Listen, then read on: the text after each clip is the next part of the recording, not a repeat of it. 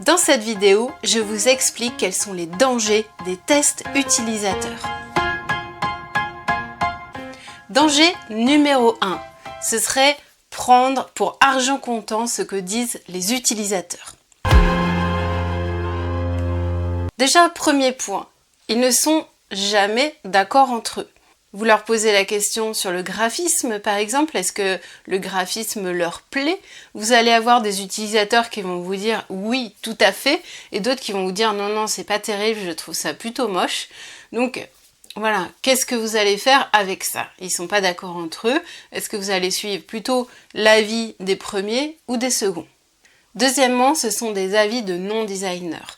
Il faut prendre ça en compte. Donc, ils vont vous donner leur point de vue subjectif. Sur le graphisme, par exemple, ils auront un point de vue qui sera le leur, mais qui ne sera pas forcément celui d'un designer aiguisé ou d'un graphiste aiguisé.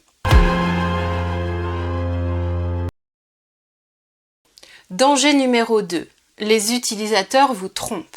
Alors, bien sûr, pas volontairement, mais il y a plusieurs effets qui font que leur point de vue, les points de vue que vous allez recueillir sont un peu distordus par rapport aux utilisateurs de la vie réelle.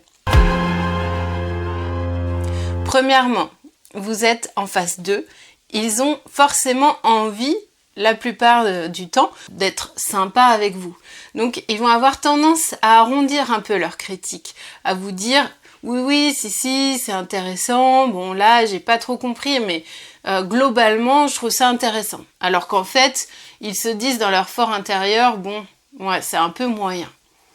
Alors pourquoi ça? Parce que quand on est face à quelqu'un, qu'on se rend compte que la personne se donne du mal, fait partie d'un projet, qui est son travail, qui est son quotidien, on a envie de lui faire plaisir. Ça c'est la plupart des gens. Donc du coup, on va pas forcément être très critique sur ce qu'elle propose et sur ce qu'elle nous montre. Donc on va essayer d'arrondir les angles.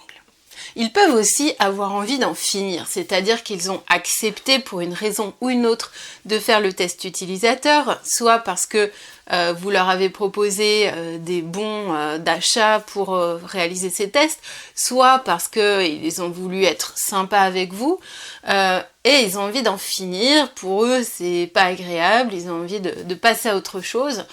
Donc ils vous répondent de façon un petit peu laconique sur un petit peu ce que vous voulez entendre, ou en tout cas de façon très partielle par rapport à leur point de vue qui pourrait être un peu plus étayé si vous creusiez un peu plus, s'ils avaient davantage envie de partager leur point de vue.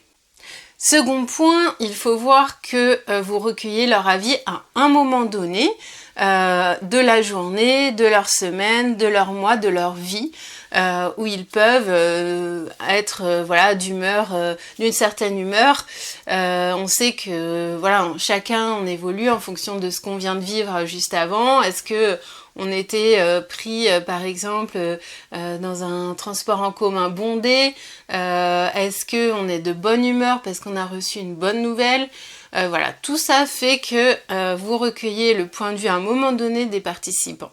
Je vais vous raconter une anecdote. À un moment, j'étais en train de faire des tests utilisateurs et pour moi, je demandais aux utilisateurs de réaliser un parcours le plus rapidement possible. Je calculais le temps que mettaient les utilisateurs à réaliser ce parcours. C'était très important pour moi. Et puis, donc je l'ai fait sur plusieurs jours. Un jour, il s'est mis à neiger. On est en Bretagne, il neige assez rarement en Bretagne pour être souligné. C'est une fois tous les quelques années. Et donc là, je me suis rendu compte, en fait, en regardant les tests, que les gens étaient beaucoup plus lents, mais sur toutes les conditions que j'avais testées. C'est-à-dire que par rapport aux autres jours, en fait, la seule observation vraiment essentielle que je pouvais faire, c'est que les participants étaient plus lents, ils avaient un temps de réaction qui était bien moindre. Parce que il y avait cet événement météorologique qui faisait qu'ils étaient plus cool. Donc il faut vraiment relativiser les résultats des tests en vous disant c'est à un moment donné, il peut se passer plein de choses dans la vie du testeur, ou dans la vie de la société qui font que ça a une influence sur ce qu'il va vous raconter.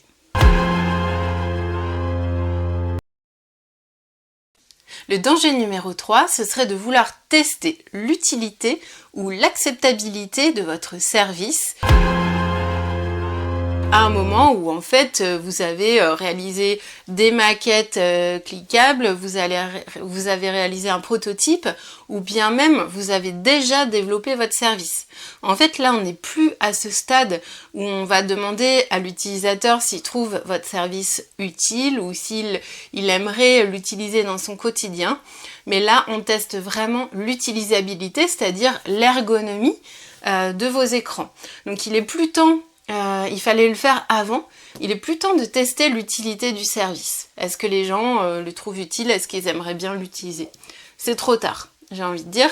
Voilà, aujourd'hui, on va se concentrer sur est-ce que les gens comprennent bien les wordings, donc tout ce qui est texte, notamment tout ce qui est texte sur les appels à l'action. Donc c'est les boutons, les liens, etc. Tout ce qui permet d'agir en fait dans l'interface. Justement, les appels à l'action, est-ce qu'ils sont bien visibles?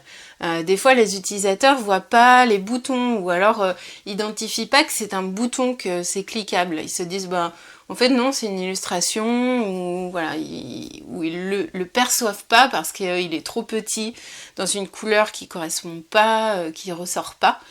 Donc à ce stade, on va simplement s'assurer que les interfaces sont bien compréhensibles et lisibles pour vos futurs utilisateurs.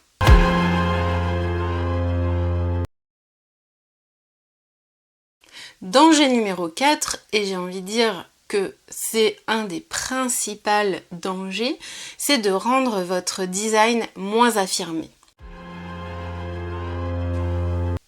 Voilà, vous avez travaillé pour produire un design et maintenant vous le testez. Et puis en fait, au fur et à mesure, vous faites par exemple une dizaine de tests, vous vous rendez compte que vos utilisateurs sont pas forcément satisfaits du style de l'interface, sont pas forcément satisfaits du type d'interaction, de langage que vous utilisez pour leur parler, etc., etc. Alors le danger, ce serait de se plier à toutes les critiques de vos utilisateurs, de vos testeurs. En effet, ça rendrait en fait le design mou et sans saveur.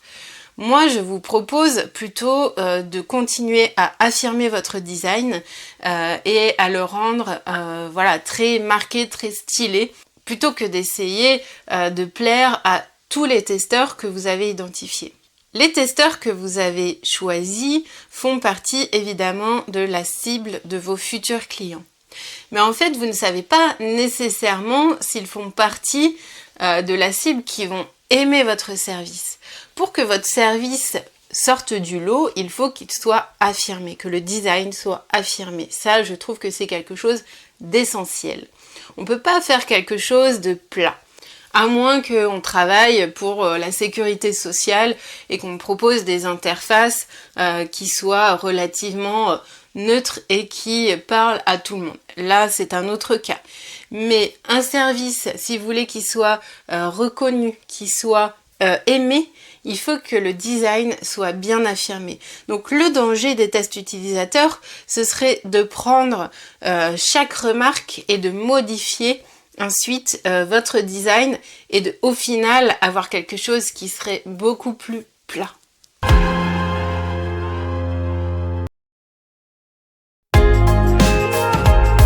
Donc voilà pour quelques petits dangers des tests utilisateurs.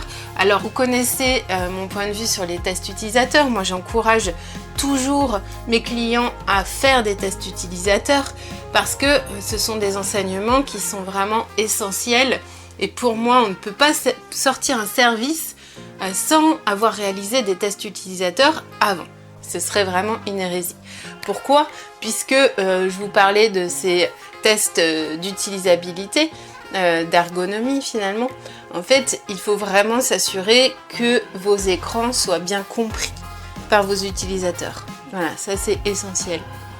Par ailleurs, il existe un certain nombre d'opportunités de vos tests utilisateurs en plus de tester l'utilisabilité, ce qui est pour moi la base. Je vous en parlerai dans une prochaine vidéo. À bientôt!